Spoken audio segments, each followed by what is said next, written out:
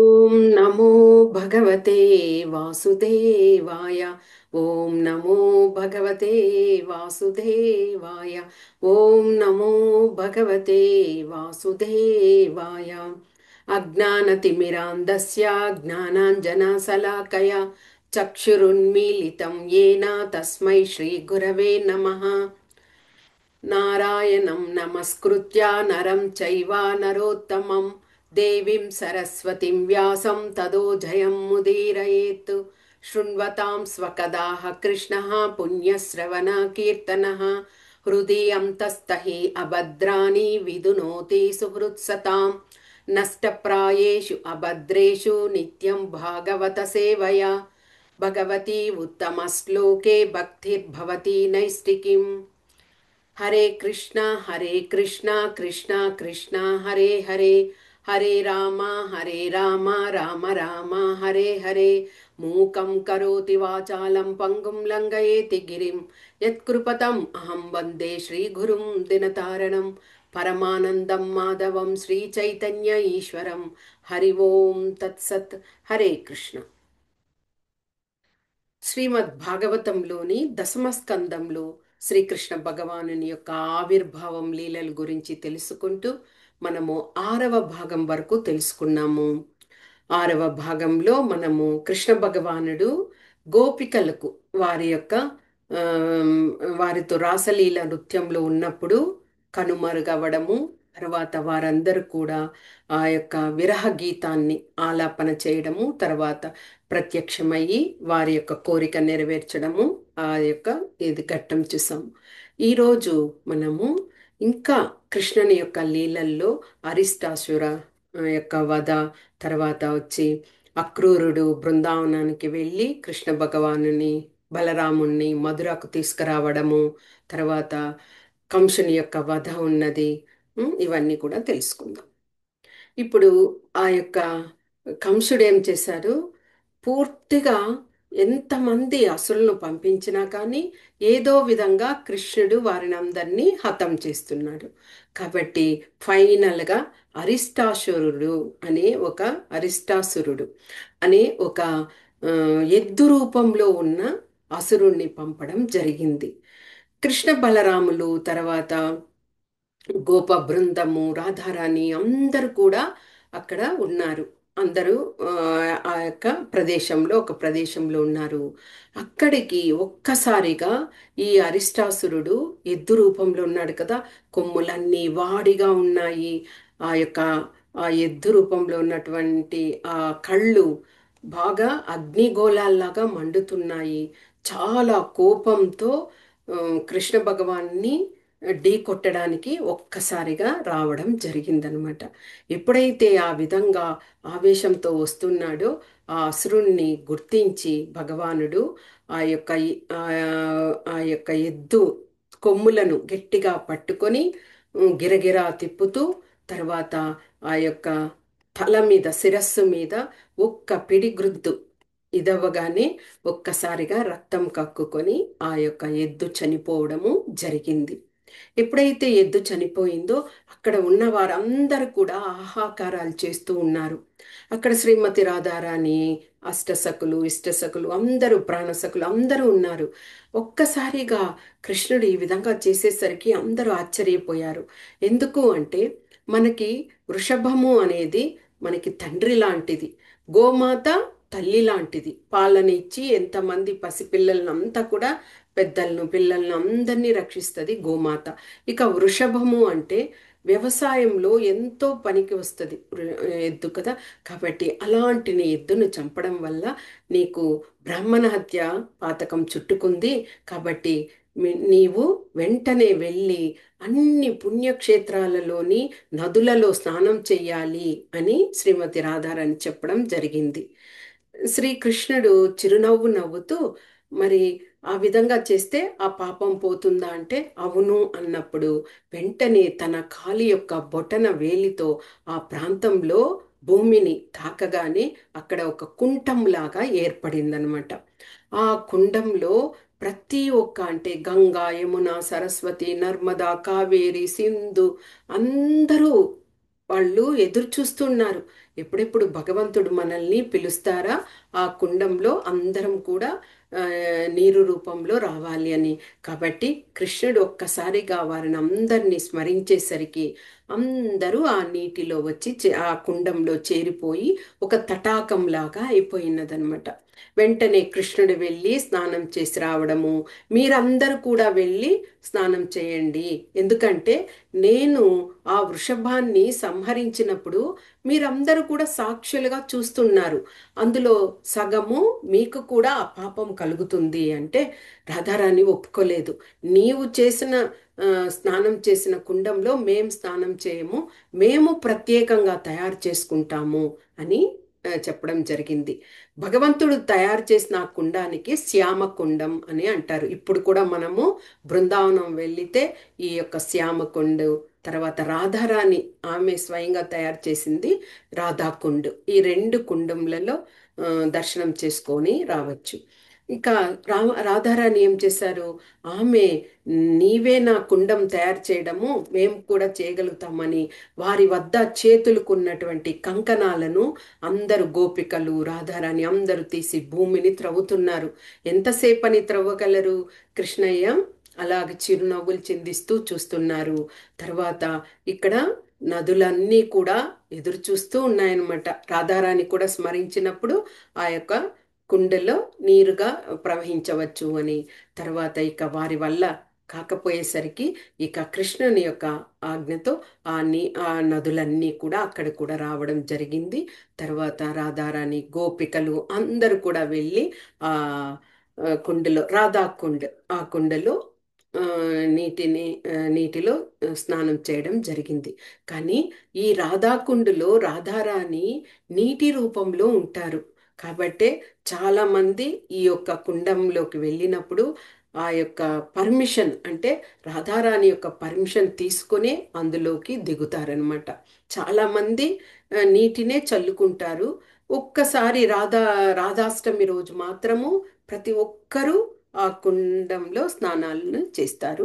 కానీ చాలా మటుకు తెలియని వాళ్ళు వెళ్ళి స్నానాలు చేయడం అలా చేస్తారు. కానీ ప్రభుపాదులు వారు చెప్పారు, ఆమె నీటి రూపంలో అందులో ఉండడం వలన మనము పర్మిషన్ తీసుకొని మొదట చేతులను తర్వాత కాళ్ళను అలాగా ఉంచి మనము దర్శనం చేసుకోవచ్చు ఆ నీటిలో దిగిన తర్వాత అని చెప్పి ఉన్నారనమాట. ఆ విధంగా ఆ యొక్క అరిష్టాసురుని కూడా కృష్ణుడు సంహరించడం జరిగింది. ఇక కంసుడికి ఎంతమంది పంపినా అందరూ హతమైపోతున్నారు కాబట్టి ఇక ఇలాగ కాదు, బలరామకృష్ణుల్ని మధురాకే రప్పించి వారిని ఇక్కడే సంహరించాలి అని ఒక పథకాన్ని తయారు చేసుకొని ఆ పథకంలో ఎవరిని అక్రూరుణ్ణి పిలవడం జరిగిందనమాట. అక్రూరుడు కంసుడు ఇంకా రాజు కదా కంసుడు, ఆయన యొక్క అక్రూరుడు చాలా భక్తుడు, కృష్ణ భక్తుడు ఆయన. ఇంకా రాజాజ్ఞను శిరస వహించాలి కాబట్టి అక్రూరుడు మధుర నుండి బృందావనానికి రథం తీసుకొని బయలుదేరారనమాట. అలాగా అక్రూరుడు రథంలో బయలుదేరుతూ కృష్ణ భగవాన్ని స్మరిస్తూ ఆ అనుభూతుల్ని నెమరు వేసుకుంటూ వెళ్తున్నాడనమాట.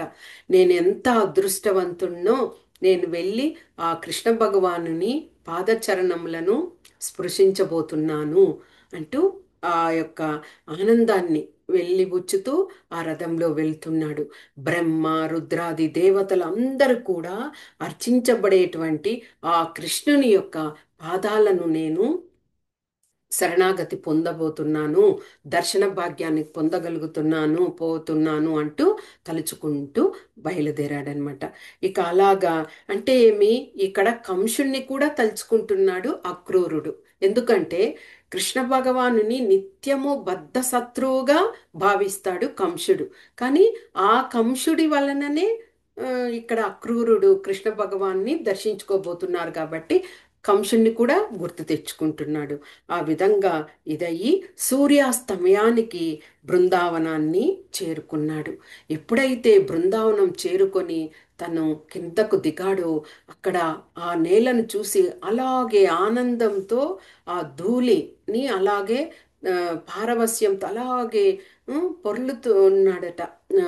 అక్రూరుడు ఆ బృందావనం నేల మీద అంత ఆనందం కలిగింది. ఎందుకంటే భగవంతుడు నడయాడిన ప్లేస్ కదా బృందావనం, అందుకని. తర్వాత అక్కడ ఉన్నటువంటి నంద మహారాజు వారందరూ కూడా ఆ, అక్రూరుణ్ణి ఆహ్వానించారు.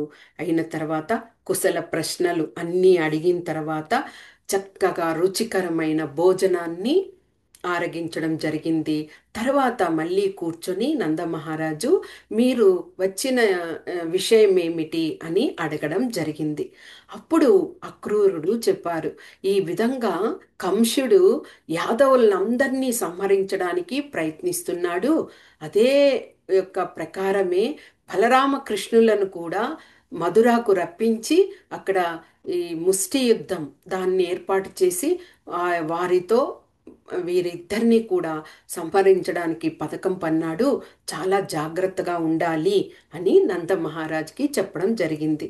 నంద మహారాజు చూస్తున్నారు కదా ఎంతమంది అసురుల్ని సంహరించి కృష్ణ భగవానుడు బలరాముడు ఎంత ఇదిగా ఉన్నారు కాబట్టి ఆయన చిరునవ్వు నవ్వుతూ కృష్ణ బలరాముల్ని పిలిచి విషయాన్ని తెలియజేసి మీరు కట్న మీరు అన్ని కానుకలను కంసునికి తీసుకొని రేపు ఉదయమే బయలుదేరండి అని చెప్పడము జరిగిందనమాట. ఇక ఆ, ఆ రోజు నిద్రించిన తర్వాత మరుసటి రోజు అక్రూరుడు కృష్ణ బలరాములను రథం మీదకు కూర్చోబెట్టి బయలుదేరిపోతున్నాడు. ఇక ఆ విషయము బ్రజవాసులందరికీ తెలిసిపోయింది. గోపికలు అందరూ కూడా రోదిస్తున్నారు, పరిగెత్తుకుంటూ వచ్చి అక్రూరుణ్ణి నిందిస్తున్నారు. నీవు నీ పేరు అక్రూరుడు కాదు, నీవు క్రూరుడివి అంటూ నిందిస్తున్నారు. ఎందుకంటే మళ్ళీ విరహం కదా, కృష్ణుని లేకుండా మళ్ళీ ఆ విరహం ఇప్పుడే ఆ, అదే గీ వాళ్ళు గోపి గీతాన్ని ఆలపించి భగవంతుణ్ణి స్మరించి ఆయన్ని సాన్నిహిత్యం పొందారు. ఇప్పుడు వెంటనే మళ్ళీ కూడా ఈ విధంగా ఉన్నది కాబట్టి అలాగే అక్రూరుణ్ణి నిందిస్తూ దుర్భాషలాడుతున్నారు. నీవు తీసుకొని వెళ్ళిపోతున్నావు, మేమందరము ఎంత విరహ వేదనకి గురి అవ్వాల్సి ఉంటుంది అని చెప్పారు. అప్పుడు బలరామకృష్ణులు వారిని ఓదార్చి నేను త్వరలో వస్తాము అని చెప్పేసి ఆ యొక్క రథాన్ని అధిరోహించి బయలుదేరడం జరిగిందనమాట. అలాగ వాళ్ళు కొంత దూరము బయలుదేరి వెళ్తూ ఉన్నప్పుడు ఇక సంధ్యా సమయం కావస్తున్నది కాబట్టి సంధ్యావందనము నదిలో స్నానం ఆచరించాలి, వందనాన్ని సమర్పించాలి కాబట్టి కృష్ణ బలరాములు వెళ్ళి మొదట సంధ్యావందనం చేసి వచ్చి రథంలో కూర్చున్నారు. తర్వాత అక్రూరుడు వారి యొక్క అనుమతి తీసుకొని ఆయన నదిలోకి వెళ్ళారు. వెళ్ళి అక్రూరుడు తన హస్తాలతో నీటిని తీసుకుంటే ఆ నీటిలో కృష్ణ బలరాములు కనిపిస్తున్నారనమాట. ఆశ్చర్యపోయారు. కృష్ణ బలరాములు రథంలో కదా ఉన్నారు అని తిరిగి చూసినప్పుడు ఇద్దరు మాట్లాడుకుంటూ నవ్వుతూ రథంలో ఉన్నారు. ఇక్కడ హస్తంలో చూస్తే వారి రూపాలు ఇక్కడ కనిపిస్తున్నాయి. అక్రూరుడు చాలా ఆనందపడిపోయాడు. ఎంతటి సుందరమైన రూపాలు అనుకుంటూ మళ్ళీ స్నానం చేస్తూ ఉంటే కూడా నీటి లోపల కూడా కృష్ణ బలరాములే కనిపిస్తున్నారు. ఆ విధంగా అయిన తర్వాత ఆ నది నుంచి ఆయన బయటకు వచ్చి తర్వాత కృష్ణ బలరాములకి నమస్కరించి వారిని ద్వారకాకు సారీ మధురకు తీసుకొని బయలుదేరారనమాట. ఆ విధంగా వారు ప్రయాణించి సాయంత్రం వేళలో వాళ్ళు మధురాను చేరుకున్నారనమాట. అలాగ చేరుకున్న వెంటనే అక్రూరుడు కృష్ణ బలరాములకు చెప్పారు, మీరు దయచేసి మా గృహానికి రండి అన్నప్పుడు కృష్ణ బలరాములు చెప్పారు, కంసుణ్ణి సంహరించి మీ ఇంటికి వస్తాము, నీవు ఇప్పుడు వెళ్ళవచ్చు అని చెప్పేసరికి ఇక అక్రూరుడు కంసునికి తెలియచేయాలి కదా, నేను తీసుకొచ్చాను అని చెప్పడానికి వెళ్ళిపోయాడనమాట. తర్వాత కృష్ణ బలరాములు ఏం చేశారు, ఆ మధురానంతా చుట్టి వద్దాము అనుకొని బయలుదేరారు. ఆనందంగా చేతుల మీద ఒకరి చేతుల మీద ఒకరు వేసుకొని చెట్టాపట్టాలు వేసుకొని ఆనందంతో చిరునవ్వుతో తిరుగుతూ ఉన్నారు. అలాగా వాళ్ళు తిరుగుతూ ఉన్నప్పుడు వారికి మొట్టమొదట ఒక రజకుడు కనిపించాడనమాట. అతడు ఎవరు అంటే కంసుని యొక్క వస్త్రాలన్నింటినీ శుభ్రంగా ఉతికి వాటిని ఇస్త్రీ చేసి దానిని కంసునికి పట్టుకొని వెళ్తాడనమాట. ఆ రజకుడు ఏం చేశాడు, అక్కడ ఆ బట్టలను తీసుకొని వస్తూ ఉన్నప్పుడు వస్త్రాలను కృష్ణ భగవానుడు అడగడం జరిగింది. నీవు బట్టలను, అదే వస్త్రాలు నీ చేతిలో ఉన్నాయి కదా, మాకు కొన్ని ఇవ్వు అంటే ఏమి ఇక్కడ ఆ యొక్క రజకుడి యొక్క ఆ, ఆ, కర్మలను పోగొట్టడానికే ఆ యొక్క ఆ, విషయాన్ని తెలియచేస్తున్నారు. కానీ అతడు గ్రహించలేకపోయాడు. వెంటనే కోపంతో, మీకు మా యొక్క మహారాజు కంసుని యొక్క వస్త్రాలు మీకు అవసరమా, మీరెంత కంసుడు ఎంత అన్నట్టుగా వారు ఆ రజకుడు ధిక్కారంతో చెప్పడం జరిగింది. అప్పుడు కృష్ణుడు చిరునవ్వుతో, ఇలాంటి కంసుని వద్ద పనిచేసే ఇతనికే ఇంత ధిక్కారము, ఇంత పరుషంగా మాట్లాడే విషయం ఉన్నప్పుడు ఇక కంసుడు ఎలాగుంటాడు కదా, ఎలాగుంటాడు అని అనుకొని మళ్ళీ ఒకసారి అభ్యర్థించడం జరిగింది. నీ వస్త్రాలను, అదే ఆ వస్త్రాలను ఇవ్వు అంటే నిరాకరించాడనమాట. వెంటనే కృష్ణుడు ఇంకా ముక్తిని ఇవ్వాలి అతనికి అనేసి తన యొక్క ఆ, గోటి యొక్క నఖంతోటే అతని శిరస్సును ఖండించడం జరిగింది, ముక్తిని ప్రసాదించడం జరిగింది. తర్వాత అలాగే బలరామకృష్ణులు ప్రయాణం చేస్తూ వెళ్తుండగా అక్కడ ఒక పూల వ్యాపారి పువ్వులను చక్కగా మాలలు చేసి ఆ, ఇస్తూ ఉంటాడనమాట. అతని దగ్గరికి వెళ్ళేసరికి ఆ పూలతను వీరిద్దరిని చూసి ఆనందపడిపోయారు. ఎందుకంటే వాళ్ళ యొక్క ముఖ తేజస్సు ఆ విధంగా ఉన్నది. వెంటనే మాలలను వారి కంఠంలో వేసి వాళ్లకు సాష్టాంగ నమస్కారం చేసి ఉమ్, ఆ, చాలా ఆనందంతో కళ్ళ వెంబడి నీటితో అలాగే ఉన్నాడనమాట. అప్పుడు కృష్ణ భగవానుడు ఎంత అంటే ఆ భక్తిని చాటుకున్నాడు. ఒక ఆ, భగవంతుడు అనే విషయం కాకపోయినా ఇతరులను ఉమ్, మర్యాదపూర్వకంగా చూడడం, అది చూసి ఆయన కోరిన కోరికలన్నింటినీ అక్కడ ప్రసాదించడం జరిగింది. తర్వాత అలాగే ప్రయాణమై వెళ్తుంటే త్రివక్ర అనే ఒక స్త్రీ అన్నమాట. ఆమె ఆ యొక్క కంసుని యొక్క రాజ అంతఃపురంలో ఉంటది. ఆమె సుగంధ లేపనాలు, తర్వాత సుగంధ ద్రవ్యాలు, వీటిని అన్నింటినీ లోపలికి తీసుకువెళ్ళి కంసునికి అవసరమైన వాటిని అన్నింటినీ కూడా ఇవ్వడం అన్నమాట. ఆ విధంగా వాటినన్నీ తీసుకొని వెళ్తున్నది. కానీ ఆమె పేరులోనే ఉంది త్రివక్ర అంటే ఆమె రూపము నేరుగా లేకుండా గూని రూపాన్ని పొంది కొద్దిగా అస్తవ్యస్తంగా ఉన్నదనమాట. కానీ ఆమె మోము చాలా సౌందర్యంగా ఉన్నది. వెంటనే ఆమె దగ్గరికి వెళ్ళి కూడా ఆ యొక్క సుగంధ లేపనాలను కృష్ణ బలరాములు అడిగినప్పుడు వెంటనే ఆమె ఆనందంతో వారికి ఇవ్వడం జరిగింది. కృష్ణ భగవానుడు చాలా ఆనందపడి ఆమె యొక్క హస్తం మీద తన బొటన వేలును ఉంచి తర్వాత ఆమె చుబుకాన్ని పట్టుకొని నేరుగా గట్టిగా పట్టుకొని ఆమె యొక్క ఆ, ఆమె అదే గూని రూపంలో ఉంది కదా, ఆ యొక్క వెన్నెముకను ఒక్కసారిగా అంటే చుబుకాన్ని పట్టి లాగడం వలన ఆమె వెన్నెముక సరి అయి సాధారణ అతి సౌందర్యవతి లాగా ఆమె రావడం జరిగింది. ఆమె చాలా ఆనందపడిపోయి, ఎన్నో సంవత్సరాలుగా ఇలాంటి రూపంలో నేనున్నాను, మీ యొక్క స్పర్శ వలన నాకు ఈ రూపం కలిగింది అని చెబుతూ వెంటనే మా ఇంటికి రావాలి అని చెప్తే కంసుని వధించిన తర్వాత తప్పకుండా మీ ఇంటికి వస్తాను అని చెప్పడం జరిగిందనమాట. ఆ విధంగా అయ్యాక బలరామకృష్ణులు నేరుగా ఎక్కడైతే ఆ మల్ల యుద్ధం జరగడానికి ఆ యొక్క రంగస్థలం ఏర్పాటు చేశారో ఆ ప్రదేశానికి చేరుకున్నారనమాట. అక్కడికి వెళ్ళేసరికి అక్కడ ఆరంభంలోనే ఒక ధనస్సు లాంటిది, ఇంద్రధనస్సు లాంటిది ఉంచి ఉన్నారు. దానిని కృష్ణ భగవానుడు అవలీలగా ఎత్తి దానిని త్రుంచివేయడం జరిగింది. అలాగ ఎప్పుడైతే ఆ త్రుంచినప్పుడు ఆ శబ్దం వస్తుందో ఆ శబ్దము అలాగే ఆ కంసుని యొక్క హృదయం అంతా కూడా బీతిల్లిపోయే విధంగా ఆ శబ్దాకారము వచ్చిందట. అప్పుడే కంసుడికి అర్థమైపోయింది, ప్రవేశించారు వీళ్ళు ఆ, సౌధం లోపలికి అనేసి అక్కడ ఉన్నటువంటి పుర ప్రజలు అందరూ కూడా కృష్ణ బలరాములను చూసి చాలా ఆనందించారట. ఎందుకంటే మధురలో ఉన్న వాళ్ళందరికీ కూడా కృష్ణ భగవానుని గురించి, బలరాముని గురించి గుణగణాలు, రూప విశేషాలు అన్నీ తెలుసు. ఇప్పుడు వారు ప్రత్యక్షంగా చూస్తున్నారు ఇద్దరిని. కాబట్టి చాలా ఆనందపడ్డారట. ఇక ఆ రోజుటికి వసతి ఏర్పాట్లన్నీ చేయడం వల్ల వాళ్ళు విశ్రాంతి పొందారు.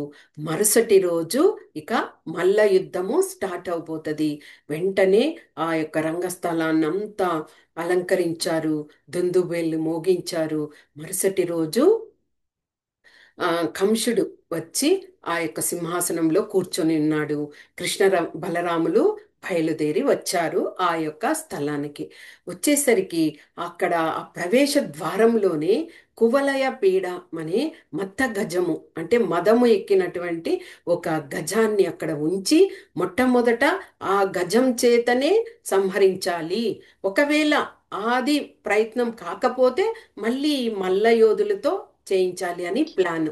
కాబట్టి ఆ యొక్క ఏనుగు దగ్గరికి వచ్చేసరికి ఆ ఏనుగు ఏం చేసింది, కృష్ణ భగవానుని మీద దాడి చేయడం ఆరంభించిందనమాట. వెంటనే కృష్ణ భగవానుడు కొద్దిసేపు వాటితో ఆడుకున్నాడనమాట. ఎలాగా మన బొమ్మలు ఉంటే వాటిని ఆడుకుంటారు కదా, ఆ విధంగా. अर्जुन विषादाभयोगः धृतराष्ट्र उवाच। శేషం మధ్య మ్యూట్లో రండి. తర్వాత ఆ, కొంతసేపు బొమ్మతో ఆడుకున్నట్టు ఆ యొక్క గజంతో ఆడుకొని చివరికి దాని యొక్క కుంభస్థలం మీద పిడిగ్రుద్దులు ఇదే చేసినప్పుడు అది అలాగే రక్తం కక్కుకొని చచ్చిపోయింది. దాని యొక్క దంతాన్ని తీసుకొని కృష్ణ భగవానుడు వాహనంలాగా భుజం మీద ఉంచుకొని దాన్ని లోపలికి ప్రవేశించడం జరిగిందనమాట. అలాగ ప్రవేశించేసరికి ఇక కంసుడికి అలాగే పై ప్రాణాలు పైన పోయిన విధంగా అయిపోయాయి. ఎందుకంటే ఆ యొక్క గజాన్ని సంహరించడం అనేది చాలా కష్టము. అలాంటిది చేసేసరికి అలాగా భయపడిపోయాడు. ఇక మల్ల యుద్ధానికి స్టార్ట్ చేయండి అని చెప్పేసరికి కృష్ణ భగవానునితో చానూరుడు అనే మల్ల యోధుడు, బలరామునితో ముష్టికుడు అనే యోధుడు ఇద్దరు తలపడబోతున్నారనమాట. కానీ వీళ్ళు ఎలాగున్నారు, కిషోరవస్థలో చిన్న పిల్లలు, 10 సంవత్సరాలు, 9 సంవత్సరాలు 10 సంవత్సరాలు పిల్లలు. వారు చూస్తే ఆజానుబాహువులుగా ఉండి యోధులుగా ఉన్నారు. ఇది చూసేసరికి ఆ సభలోని కొంతమంది పుర ప్రజలు ఈ విధంగా ఈ యొక్క చిన్న వయసులో ఉన్నటువంటి వారితో ఆ పెద్ద వయసు వారితో ఈ విధంగా ముష్టి యుద్ధం చేయడం అనేది మాకు నచ్చడం లేదు అన్న విధంగా ఎలుగెత్తి చెప్తున్నారనమాట. అయినా కంసుడు ఒక్కసారి వారిని అందరినీ చూడగానే అందరూ శాంతమైపోయారు. ఇక ముష్టి యుద్ధము ప్రారంభమైంది. ఏం, పోటాపోటీగా యుద్ధం జరిగింది. ఆ యుద్ధంలో కృష్ణుడు ఆ యొక్క చాణురుని సంహరించడం జరిగింది. బలరాముడు ముష్టికుణ్ణి సంహరించడం జరిగింది. ఇక మిగిలిన వారందరూ కూడా భయపడి పారిపోతున్నారు. అక్కడ అందరు ఎవరికి వాళ్ళు పరిగెడుతున్నారు. ఒక్క కంసుడు మాత్రము ఆ యొక్క సింహాసనాన్ని వదిలిపెట్టకుండా గట్టిగా అక్కడే కూర్చొని ఉన్నాడు. వెంటనే చెప్పాడు కంసుడు, ఈ యొక్క యాదవ వాళ్ళందరూ కూడా కూర్చున్నారు కదా, వారందరినీ, బలరాముణ్ణి, కృష్ణుణ్ణి, తర్వాత అక్కడ వారి తరపున వచ్చిన ఈ గోప బాలకులను, వీరనందరినీ కూడా సంహరించండి అని ఆజ్ఞ వేయడం జరిగింది. ఎప్పుడైతే కృష్ణ భగవానుడు ఆ మాటను విన్నారో వెంటనే ఏం చేశారు, కంసుని యొక్క ఆ ఆసనం దగ్గరికి వెళ్ళాడు. సింహాసనం దగ్గరికి వెళ్ళి ఆ కంసుని ఏ విధంగా పట్టి లాగి తీసుకొస్తున్నారో మనకి భాగవతంలో దశమస్కందంలో అధ్యాయం 44లో 37, 38 శ్లోకాల్లో చెప్పబడి ఉన్నది. ప్రగృహ్య కేశేషు చలత్కిరీటం నిపాత్య రగ్నోపరి తుంగమక్షాత్ తస్యోపరిష్టాత్ స్వయమబ్జనాభః పపాత విశ్వాశ్రయ ఆత్మతంత్ర. ఇలాగా కృష్ణ భగవానుడు ఆ యొక్క కంసుని వద్దకు వెళ్ళి ఆయన యొక్క కిరీటాన్ని మొట్టమొదట క్రిందకు పడదోసేశాడు. తర్వాత జుట్టుని పట్టుకొని లాగి పద్మనాభుడు ఏం చేశాడు, కంసుని ఆ రంగస్థలం వైపుకి అలాగే లాగుకుంటూ వచ్చాడట. వచ్చి ఒక్కసారిగా ఆ దేవదేవుడు ఆ కంసుని యొక్క వక్షస్థలం మీద కూర్చున్నాడట. ఇక 38 శ్లోకాలు చూడండి. తం సంపరేతం విచకర్ష భూమౌ హరిర్యతేభం జగతో విపశ్యతః హాహేతి శబ్దః సుమహంస్తదాబోధ్ ఉదీరితః సర్వా జనైర్నరేంద్రః. ఎలాగ ఉన్నది అప్పుడు ఆ పరిస్థితి అంటే, సింహము ఎలాగ ఏనుగుని కుంభస్థలం మీదకి ఎక్కి దానిని కొట్టి చంపి అలాగే లాక్కొని వెళ్తదట, ఆ కోపంని ఇంకా కూడా తగ్గించుకోలేక.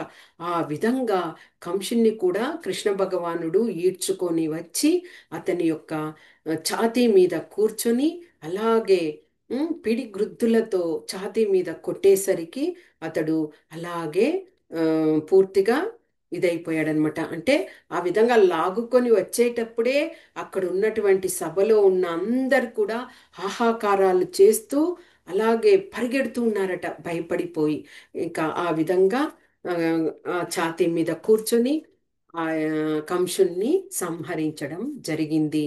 వెంటనే కంసుని యొక్క పత్నులైనటువంటి హస్తి, ప్రాప్తి, వీరెవరు అంటే వీరు జరాసంధుడు ఉన్నారు కదా, జరాసంధుని యొక్క కుమార్తెలు. అంటే జరాసంధునికి కంసుడు అల్లుడనమాట. వెంటనే అందరికి విషయం తెలిసిపోయి ఆ కంస పత్నులు అందరు కూడా వచ్చి రోధించసాగారట. అప్పుడు కృష్ణుడు, ఇది విధి బలీయం, ఎందుకంటే కంసుడు చేసుకున్న కర్మ ఇవి, కాబట్టి ఇలాగా జరగడం అనేది ఆ, ధర్మమే అని కంసుని యొక్క సోదరులకు తెలియజేసి ఆ కార్యక్రమాలన్నింటినీ ముగించేయడం జరిగిందట. ఆ విధంగా కంస వధను చేయడం జరిగింది కృష్ణ భగవానుడు. అంటే ఒక్క కంసుని సంహరించినందుకు అలాగా అనుకున్నారు, కానీ కృష్ణ భగవానునికి ఎన్ని రూపాలలో ఎన్ని విధాలుగా ఎన్నిసార్లు కంసుడు కష్టాన్ని కలిగించాడు అన్నది ఆ, ఇక్కడ మనము గుర్తించాలి. ఎన్ని రూపాలలో వచ్చి హతం చేయడానికి ప్రయత్నించారు. చివరగా కృష్ణ భగవానుని యొక్క చేతిలోనే కంసుడు చనిపోవడం జరిగింది. ఇక అది అయిన తర్వాత, ఇక కంస వధ తర్వాత ఏం జరిగింది, దేవకి దగ్గరికి వెళ్ళి ఓదార్చి వాళ్ళని విముక్తిని కూడా కలిగించడం జరిగిందట. అప్పుడు దేవకి మాత బిగ్గరగా ఏడుస్తూ ఆమె వచ్చి కృష్ణ భగవానుని ఆలింగనం చేసుకోలేదట. ఎందుకు అంటే ఆమెకు తెలుసు, మొదట నుంచి చూస్తున్నది, చతుర్భుజుడయ్యాడు, ద్విభుజుడయ్యాడు, ఈ విధంగా అన్ని విషయాలు జరుగుతున్నాయి కదా. కాబట్టి దేవాది దేవునిగా గుర్తించడం వల్ల ఆమెకు ఆ విధంగా చేయలేకపోయిందట. అప్పుడు కృష్ణ భగవానుడు యోగమాయ చేత వారికి పుత్రవాత్సల్యాన్ని కలిగించి వెంటనే ఆమె వచ్చి కృష్ణ భగవానుని ఆలింగనం చేసుకునే విధంగా చేశారట. తర్వాత పూర్తిగా నంద అక్కడికి ఈ విషయం తెలిసేసరికి నంద మహారాజు, వ్రజవాసులు అందరు కూడా చేరుకున్నారనమాట. ఇక కొద్దిసేపు వారందరూ కూడా కుశల ప్రశ్నలు అన్నీ అయిన తర్వాత ఆ, నంద మహారాజు ఆ, ఇక బయలుదేరడానికి చెప్పారనమాట. అప్పుడు నీవు కూడా బయలుదేరండి మీరిద్దరు కూడా అని నంద మహారాజు కృష్ణ బలరాములకు చెప్పినప్పుడు వారిద్దరు చెప్పారు, ఇంకా కొన్ని రోజులు ఇక్కడ ఉండి ఈ యొక్క మధుర రాజ్యాన్ని సురక్షితం చేసి మేము తిరిగి వస్తాము, మీరు బయలుదేరండి అని నంద మహారాజుని పంపించి వేయడం జరిగింది. తర్వాత మధురను ఉగ్రసేనునికి పట్టాభిషిక్తుణ్ణి చేశారనమాట. తాతగారు కదా, పట్టాభిషిక్తుని చేయడము జరిగింది. ఆ తర్వాత మధురలో ఉండి అన్ని రాజకార్యాలన్నింటిలోనూ విషయాలను తెలుసుకుంటూ ఆ విధంగా ఇచ్చేస్తూ ఉన్నారనమాట. కానీ నంద మహారాజు ఏం చేశారు, ఆ, నంద మహారాజు బయలుదేరి వెళ్ళిపోయాక ఇక వసుదేవుని, దేవకి వారి యొక్క ఆధ్వర్యంలో బలరామకృష్ణులు చాలా ఆనందంగా గడుపుతూ ఉన్నారు. వసుదేవుడు ఏం చేశారు? పురోహితుడిని పిలిపించి ద్విజ సంస్కారం అంటే వారు బ్రహ్మచర్య వ్రతాన్ని తీసుకోవడం, తర్వాత గృహస్థ జీవితం అవుతుంది కదా, అది తీసుకోవడానికి కుల గురువుని, గర్గమునిని వాళ్ళందరినీ రప్పించి ఆ యొక్క కార్యాన్ని చేశారనమాట. తర్వాత వీరిద్దరినీ కూడా గురువు దగ్గరికి, గురుకుల ఆశ్రమానికి పంపించడం జరిగింది. అక్కడ వెళ్ళినప్పుడే సాందీపముని వారి యొక్క గురువు అయ్యారు. సాందీపముని దగ్గర వాళ్ళు కృష్ణ బలరాములు చాలా జ్ఞానాన్ని తెలుసుకున్నారు. 64 రోజులలో 64 కళలను కృష్ణ భగవానుడు నేర్చుకున్నారట. ఆ 64 కళలు అనే దానికే మనకి భాగవతంలో వివరంగా అన్ని విషయాలు, అంటే శాస్త్రాలను తెలుసుకోవడము, తర్వాత సంస్కృత విషయాలను తెలుసుకోవడము, అల్లికలు, కుట్లు, తర్వాత ఆ, పువ్వులతో ఎలాగా అలంకరణ చేయడము, అలాగా ఇంకా వాక్కు, చక్కగా పలకడము, ఆ విధంగా కళలు, ఆర్ట్స్ అంటాం కదా, ఆ విధంగా అన్నింటిలోనూ తర్ఫీదయ్యే విధంగా కృష్ణ భగవానుడు సాందీపముని వద్ద నుంచి నేర్చుకున్నారు. ఇక సెలవు అయిపోయింది, సెలవు తీసుకొని బయలుదేరాలి. కాబట్టి ఆ, కృష్ణ భగవానుడు గురువు దగ్గరికి వచ్చి మీకు గురుదక్షిణగా ఏం కావాలో కోరుకోండి అని అడిగినప్పుడు ఆయన గురువు చెప్పారు. ఆయన కన్నీటితో పరవంతమయ్యాడు. ఎందుకంటే ఆయన యొక్క కుమారుడిని ఒక అసురుడు తీసుకెళ్ళిపోయాడు. ప్రభాస తీర్థంలో సముద్రం వద్ద వెళ్ళి ఆడుకుంటూ ఉన్నప్పుడు ఒక అసురుడు వచ్చి ఆ కుమారుణ్ణి సముద్రం లోపలికి తీసుకెళ్ళిపోయాడనమాట. ఇక అలాగే మరణించడం వల్ల యమపురికి చేరిపోయాడు.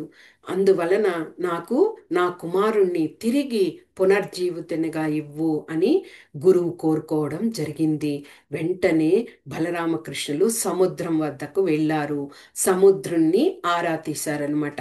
అప్పుడు సముద్రుడు చెప్పిన విషయం ఏమిటి అంటే, ఇక్కడ ఈ ప్రభాస తీర్థం అనే ఈ ప్రాంతంలో ఆ పిల్లవాడు ఆడుకుంటూ ఉన్నప్పుడు ఒక అసురుడు అతన్ని అలాగే తీసుకువెళ్ళిపోవడం జరిగింది.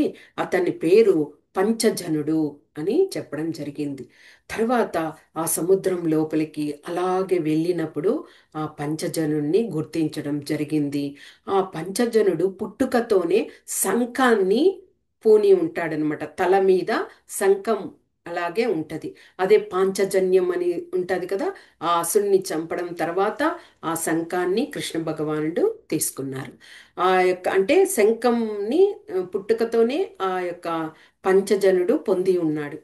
ఇక నేరుగా వెళ్ళి ఆ అసురునితో యుద్ధం చేసి అతడు మరణించాక అతని దగ్గర తెలుసుకున్న విషయము, ఆ పిల్లవాడిని తీసుకొచ్చినప్పుడు మరణించాడు, ఆ యమలోకంలో చేరిపోయాడు.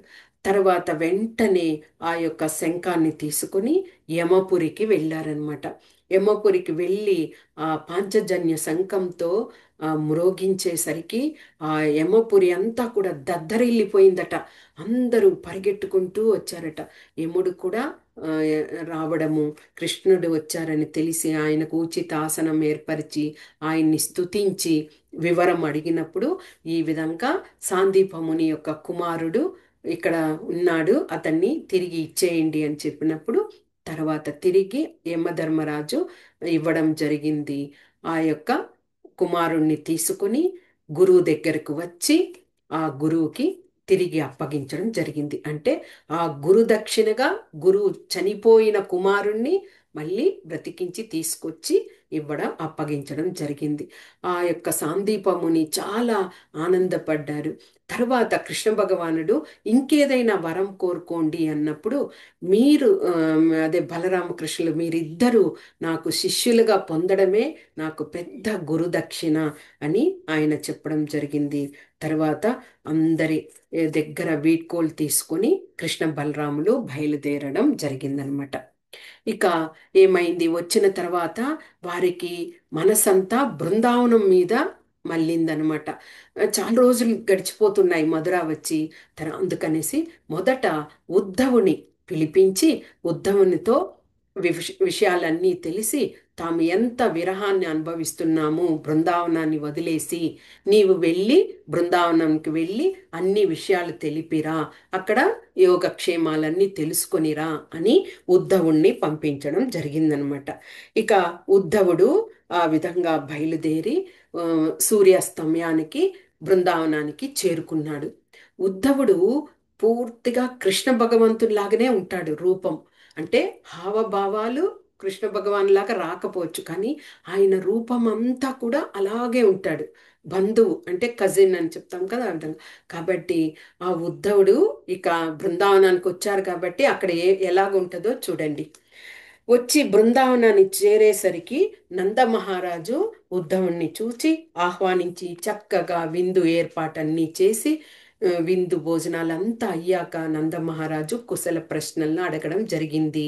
అక్కడ కృష్ణుడు బలరాముడు సుఖంగా ఉన్నారా, క్షేమంగా ఉన్నారా, ఉం, మళ్ళా ఇక్కడ బృందావనంలోని మిత్రులను, గోవర్ధన పర్వతాన్ని, నన్ను, యశోదమ్మను అందరినీ మర్చిపోయి ఉన్నాడా, గుర్తు తెచ్చుకుంటున్నాడా అన్న విషయాలన్నింటినీ కూడా అడిగి తెలుసుకోవడం జరిగింది. వెంటనే గోపికలందరూ కూడా అక్కడికి వచ్చేసారనమాట. గోపికలందరూ అక్కడ వచ్చేసరికి ఆశ్చర్యంగా చూస్తున్నారు.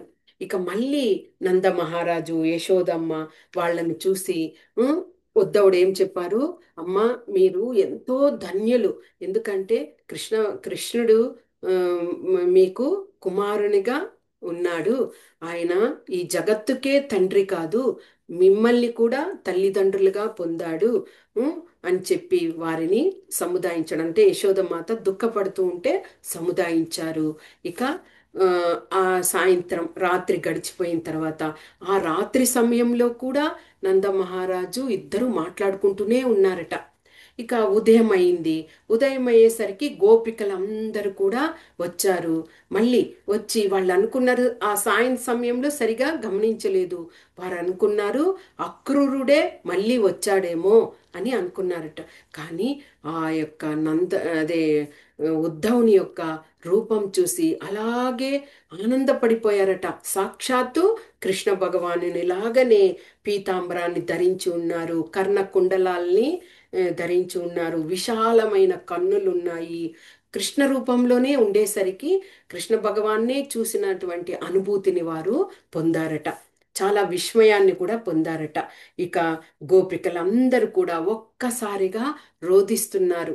రోదిస్తూ ఆ యొక్క స్త్రీ ఆ యొక్క స్త్రీలు భగవంతుని యొక్క సాంగత్యాన్ని పొందలేకపోతున్నామే అని అక్కడ బిగ్గరగా వాళ్ళు రోదిస్తూ ఉన్నారట. ఓకే, ఇక రేపు విషయం తెలుసుకుందాం.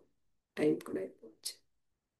వాంఛా కల్పతరుభ్యశ్చ కృపా సింధుభ్య ఏవ చ పతితానాం పావనేభ్యో వైష్ణవేభ్యో నమో నమః.